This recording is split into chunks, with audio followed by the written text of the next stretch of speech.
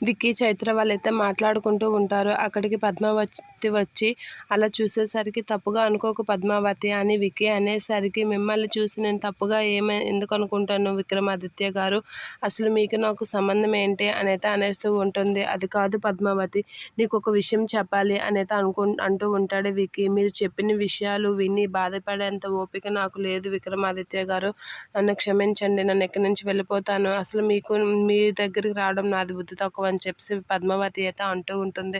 అది కాదు పద్మావతి, ఒకసారి విను అని అంటూ ఉంటాడు విక్కీ. ఇక నన్ను అలా పిలకండి, నన్ను మీరు భారీగా ఎప్పుడూ అనుకోకండి విక్రమాదిత్య గారు, నేను మీ ఇంట్లో ఒక గెస్ట్లా ఉంటున్నాను అంతే, అసలు మీరు ఎలా ఇదైతే నాకెందుకు, అసలు మీకు నాకు సంబంధం ఏంటి అని చెప్పి పద్మావతి అయితే అంటూ అక్కడి నుంచి అయితే వెళ్ళిపోతూ ఉంటుంది. అది చూసి పద్మావతి పద్మావతి అనేది విక్కీ పిలుస్తూ ఉంటాడు. అయినా పట్టించుకోకుండా పద్మావతి వెళ్ళిపోతూ ఉంటుంది.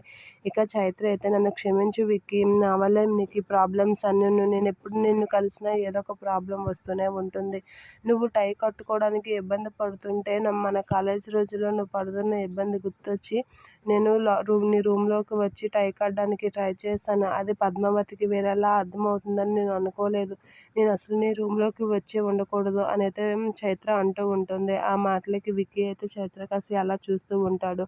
ఎప్పుడు మనం కలిసినా ఏదో ఒక ప్రాబ్లం లాగే ఉంటుంది విక్కీ, అసలు నేను ఉండడమే ప్రాబ్లంలా ఉంది, నేను అనవసరంగా ఇంట్లో ఉన్నాను, ఇంట్లో ఉండి మీ ఇద్దరి మధ్యన దూరం పెంచుతున్నాను, నేను పద్మావతికి చెప్తాను అని అయితే చైత్ర అంటూ ఉంటుంది. వద్దు అని విక్కీ అంటాడు.